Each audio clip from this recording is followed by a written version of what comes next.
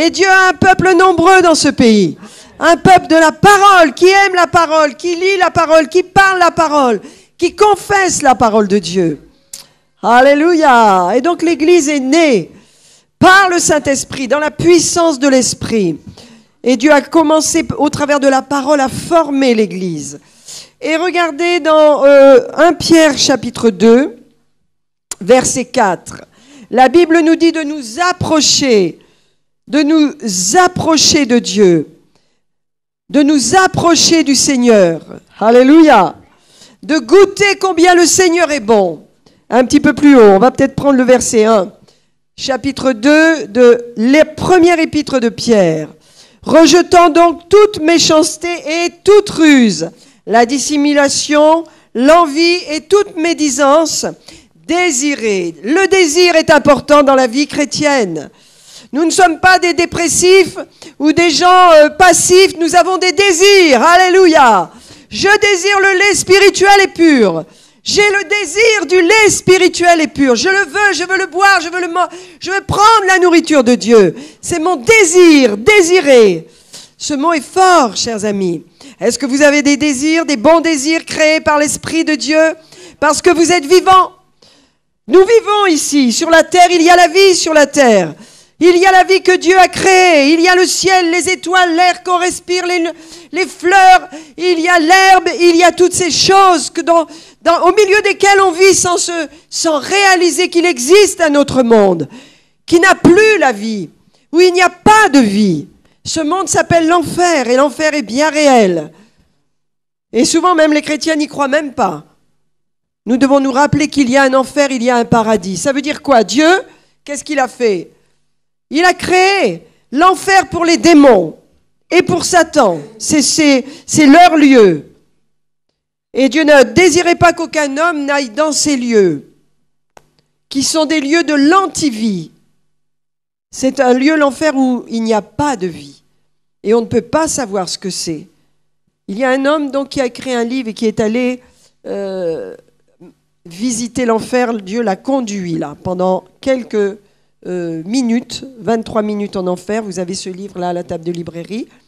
Et je vais vous dire, vous êtes impressionnés. Vous vous demandez même si c'est possible. Et c'est pas étonnant qu'on se demande si c'est possible parce qu'on est dans la vie. On vit sur une merveilleuse planète qu'on détruit petit à petit, mais enfin on vit quand même sur une merveilleuse planète. On plante une semence, on a une fleur. On plante une semence de salade, on a des salades. Il y a la vie, il y a des animaux, il y a des insectes qui se reproduisent, des papillons, des fleurs. Je veux dire, il y a la vie partout. La vie, parce que Dieu a créé la vie sur la planète Terre. Et elle subsiste. Mais il y a un monde où il n'y a plus de vie. Et ça, on ne peut pas l'imaginer. Mais quand même, ce monde existe parce que Dieu a créé l'homme éternel. Vous dites, pourquoi Dieu a fait ça? Nous sommes éternels. Il y a une éternité sans Dieu, il y a une éternité avec Dieu, mais de toute façon, il y a une éternité pour l'homme. Nous sommes éternels. C'est ça qui est extraordinaire. Lisez la Genèse, vous verrez que lorsque l'homme c'est l'humanité bien sûr, a commencé à pris ce fruit et l'a mangé, a désobéi, eh bien la mort est entrée en lui. La séparation d'avec Dieu a été automatique parce que la désobéissance, le péché ne peut pas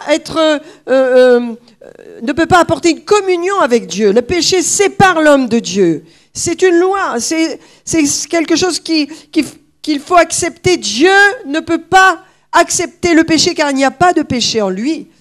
Il n'y a pas de péché en lui. Les ténèbres, il n'y a pas de ténèbres en Dieu.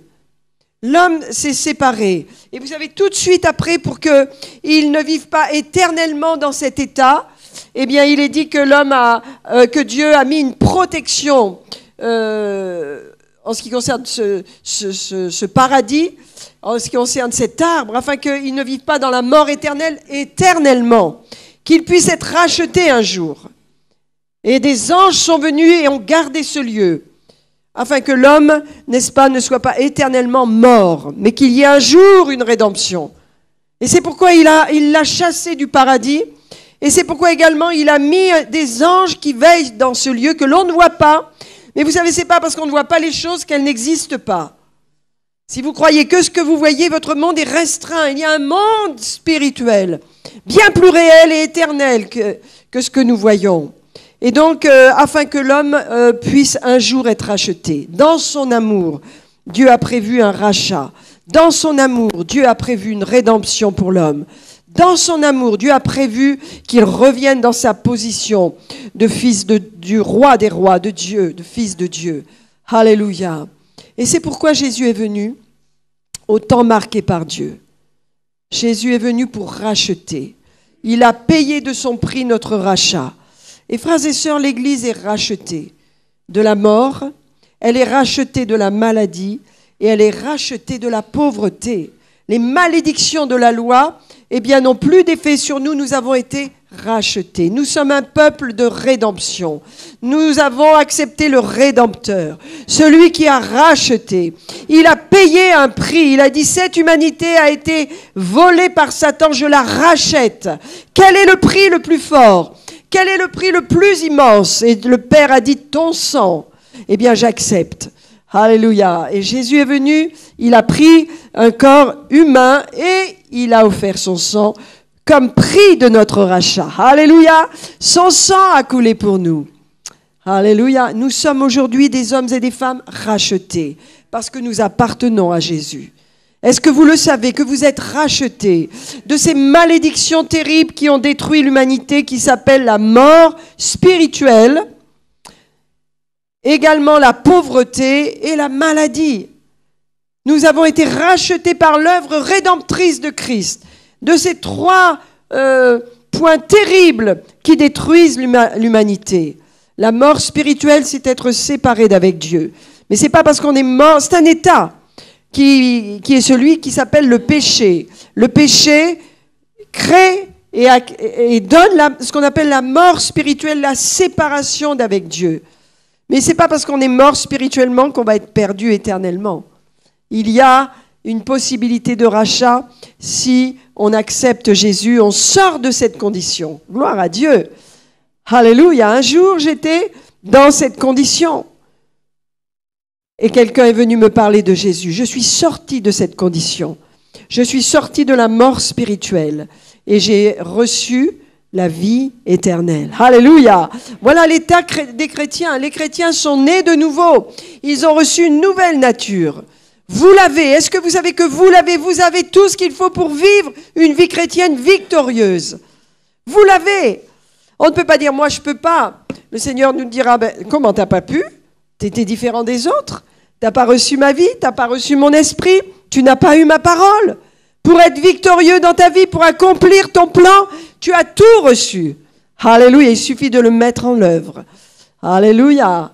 Mais regardons comment l'apôtre Pierre parle de l'Église. Il dit, rejetant donc toute méchanceté, toute ruse, la dissimulation, l'envie et toute médisance. Premièrement, en tant que chrétien, j'ai l'autorité, la capacité de rejeter les choses mauvaises qui ne sont pas en accord avec l'esprit de mon Dieu, avec la nature divine qui est en moi.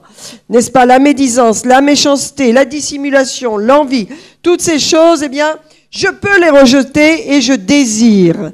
Et voilà, ça, c'est les désirs créés par Dieu. Dieu me donne de bons désirs. Je désire le lait, je désire la nourriture de Dieu.